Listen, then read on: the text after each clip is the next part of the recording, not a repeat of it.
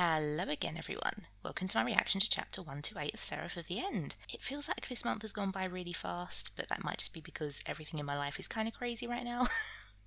But also we had the big gap last month, didn't we, between June's and July's releases. So here's hoping that this chapter continues with the dramatic tension and maybe it's slightly less depressing than the previous month's chapter. Here's hoping. As usual, please expect shipping, please expect swearing, and with that, pull up a chair, make yourselves comfortable, pour yourself a good cup of tea, and let's get into this reaction. Okay, so we don't have like a chapter title page immediately. We just have the first walking in on Mika. Mikey, Seraph Mika, you know, Michaela's past self that he doesn't want to acknowledge quite yet. Poor angel. Like, look at that picture. That's just horrendous. That is just horrendous. What? Paimon, Michaela. It was suicide. This couldn't have gone worse. The wings of Icarus. Icarus got burned because he got too close to the sun, right? Majesty, Paimon, what is all this noise? Majesty, don't tell me that Paimon ended his own life. Oh, okay, so he does assume that it's a suicide and that it's not like, you know, the result of Michaela killing him or anything. God will never forgive suicide. That's interesting. God will never forgive suicide. Of course, right, so Michaela dooms himself by killing himself. That's poetic, isn't it? That's really poetic if that is like a thing in this universe, that suicide condemns you to hell. Oh, that's so poetic that Mika is like the tool of his own undoing. Oh my goodness. Don't say it. Majesty, Paimon loved you more than anyone, and he wished more than anything to see you return to God's side. Yeah, except the first didn't love Paimon the most. The first loved somebody else the most. And he's in exactly the same position. I'm sure I needn't tell you, but it all happens in accordance with God's plan. Right, so just for context, I'm reading this off the back of watching the second season of Good Omens.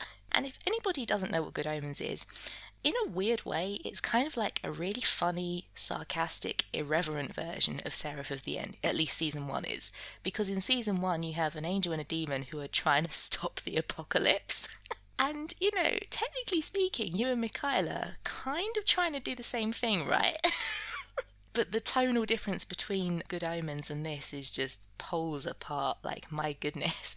But this whole thing here where Bale is saying about everything happens in accordance with God's plan. In Good Omens, they're always referring to the ineffable plan. God's divine plan. It's all accordance with the plan, guys, don't worry. Anyway, continue with the very serious, solemn Seraph of the End reaction that you're here to do, Lucy. Come on. Which means this is all another trial too. Are you going to tell me that I have to just accept this? No, free will, man, free will. Come on, just roll over and take it. All of this, every horrible thing. Majesty, you're still in the midst of your journey. To be punished for arrogance while only partway to your goal. Silence, I won't accept this. I don't feel arrogant in the least. All I feel right now is despair, exhaustion and helplessness. Oh, damn. It's so good to see the first. I mean, okay, he was never really portrayed as all-powerful because I think ever since kind of like chapter 100, we've seen him get like his ass kicked like fairly easily, and like I think he's still strapped to Saito's truck, isn't he? With the pins in him. So like we know he's not all powerful, but we've never seen him lose control emotionally up until this point, which is really nice to see. Why go on living after enduring this? What's the point? Oh, that panel. Was it Mika or was it you that screamed like that? I think it was you when Mika died. I think it was you when Mika died. I should know because I've read that chapter far too many times. Yeah, I'm sure that that's exactly the same kind of expression and possibly like a deliberate mirroring of the images. Over half of the angels have succumbed to that disease already. How is it paradise if the only way to get there is by abandoning them? Oh, and of course, yeah. Now Bale has the disease as well. I'm deeply sorry, Majesty, but I won't be able to fight with you to the end. Oh.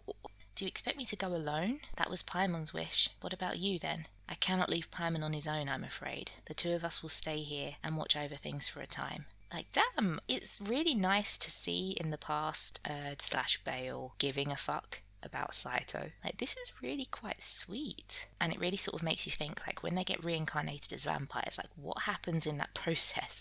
And why does it all go horribly wrong? I'm guessing there's some kind of memory erasure because of everything that happens with you and Mika to make them forget the past. So I'm guessing the same thing happens with the vampires too. They must do, right? They all forget their angelic past here. But damn, that's so sad. Like, look. Look, they all love each other. But seriously, like maybe like Michaela and you are just gonna like distribute the memories out to everybody, and then everyone can just lay down their fucking weapons and chill out and have a cup of tea. Unlike Paimon, I wanted nothing from you, Majesty. Nothing of good, of paradise, or of my king. Really? If you want nothing of those, what do you want? Oh my god, he's literally just looking at Paimon. because he just wanted to be with Paimon. Oh my god. There was something going on here, guys. There was something going on, I'm telling you.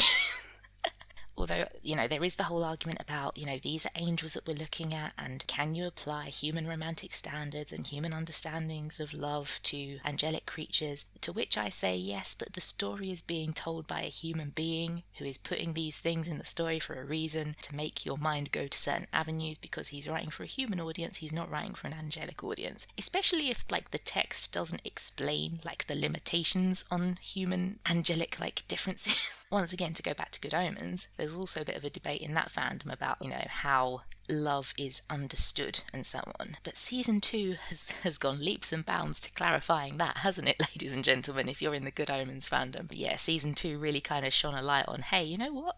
Angels and demons don't love so very differently from humans. They do understand these concepts. And you know what? I'm going to go out on a limb and say that it's a very similar thing here. They are able to be in love with each other and have a very special person. What I want is forever beyond me now, so I will simply wait. For what? Orders, whatever they may be. To die, to see through God's plan, even perhaps to aid your resistance. Okay, to aid your resistance.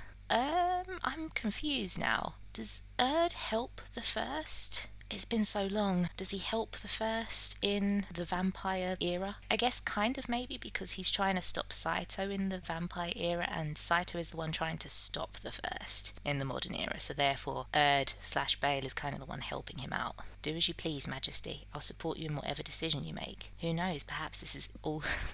Who knows? Perhaps this is all still part of God's plan, the ineffable plan. I'm lost. What am I supposed to do, Mikaela?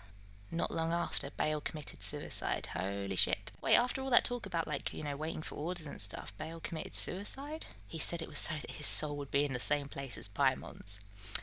Oh my god. Husbands. Anyway. But suicide is a grave sin. By committing it, both were cursed to be forever bound to this place. Here, in this hell. Majesty, all is in readiness. The tower holds the necessary power for us to return to paradise. But so many have died. Is there a point to returning there without them? Oh, Belial died. Oh, what are you saying, Majesty? Haven't we worked for tens of thousands of years just to reach this day? Yes, let's return, Majesty. If for just the sake of the fallen, let us be the first ones to return to paradise. I'm guessing that's Ashura, who's alive still. We've got oh god, what's his name with the two-tone hair? Lest is still alive, well done. It looks like Raimeki's still around. Yes, you're right. Pass the word to everyone. We return tomorrow. Oh god, is he gonna kill them all off to start over? The source of God's power and angel's life is light. Light can make miracles happen. And he clicks his fingers and summons the light. That's great. Let there be light. For so long we angels worked tirelessly, desperately, collecting the light we needed into the Tower of Babel. Light to return home, return to God's side, light to return to paradise. We angels can't create miracles as we wish. Do anything taboo and we will be punished. 3 taboos are graver than all the rest. Resurrection, apothanasia, and creation. Okay, that's kind of embarrassing. Apothanasia? Is that apostasy? Apothanasia. I'm learning a new word today, folks. Wait. Okay, I did not know what that meant at all. Apothanasia, postponement of death, prolongation of life. That is so interesting. Who did that happen to? Well, I guess Gurren's friends, right? We mustn't use the miracle of light to bring a life back from death, or to extend a life beyond its natural limit, or to create life where there was once none. But I found a secret, a terrible one, that let me use light without God's notice. Yeah, he's the original Lucifer, he's the original sinner, okay. I ran experiments testing what miracles I could perform unnoticed. Then I attempted the miracle of birthing Mikaela. I made an angel without God's knowledge. Yes, there we go, okay, cool. I did say back in the day that he was fucking around creating life. Yeah, we got the proof. And yeah, this panel kind of confirms that he doesn't have a mother or anything. He just, came into being. Look, he just popped into existence. The miracle succeeded, and I wasn't punished. But have you forgiven me, God? Or are you testing the limits of my arrogance? Or perhaps are you not even bothering to watch? If you won't grace me with an answer, then I'll do it. I'll use Babel's light for my own purpose. I collected enough light to resurrect and extend the lives of all angels, concentrating it into 7 keys. The 7 keys that Mikaela holds. The sinful keys. They have the light inside them. We did do a count up, right, and we thought there were 7, and I couldn't quite keep track of where the keys are. I've completely forgotten where the keys are. At this point, who has the keys, guys? Who has the keys? Tell me in the comments. Who has the freaking keys? Is it Saito that's got the keys? I know he's got a few of them. I think Gurren has 3. That creepy panel in chapter 110 where he had some of the keys in his hands. Anyway, so the purpose of the keys is to extend and resurrect the lives of all the angels. And those are supposed to be Michaela's fucking keys according to this. So Michaela, go fucking fight Gurren and get the keys back, please. I won't go back alone, we'll go back together. You never grace me with a response. What's the saying? If you speak to God, that's normal, that's called prayer. But if God ever speaks back, that's when you're in trouble, that's when you get put in the white jacket, you know, and you get carted off to the asylum. Because God ain't meant to speak back. The plan is ineffable. Light, hide from God's sight and become darkness. Okay, and you is watching this. You, I'm going to resurrect Michaela and bring everyone back. Take all the light in Babel and convert it to darkness. Yes, yeah. So you is like the black sun that they were talking about, maybe? Still no punishment. Then you permit this, or have I hidden it from you that thoroughly? Which is it? Yeah, of course, that's when the fucking angels appear. Okay, so the original plan then from the looks of this is that millions of years ago he was literally about to bring everybody back, and then the pure angels, the ones up above, intervened. And that's not good because Yu's about to get punished, isn't he? Okay, so what exactly gets ripped in half in that second panel? What is going on there?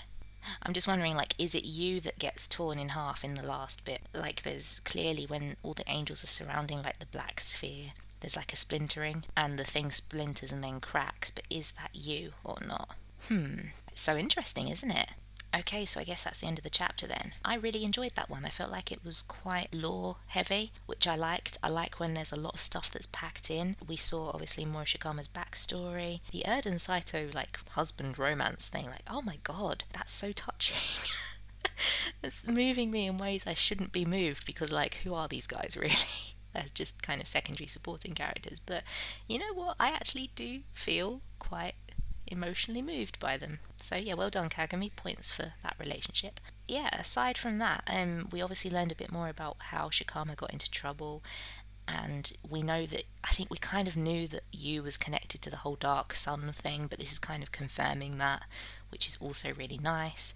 Sun God Aten, you know, he's trying to make the Dark Sun, which was going to bring everybody back. Yeah, really, really interesting. So does Shikama then succeed in, like, creating the Dark Sun? And then from the Dark Sun, everyone is reborn, but they're reborn as vampires. Is that what it is? Is that what it is? Tell me in the comments what you think, guys. So that's the end of the reaction. I hope you guys enjoyed. If you did, please give me a like, comment and subscribe. You can also connect with me on social media. Links are in the description below. And with that, you take care of yourselves. I will see you in the next one. Bye bye.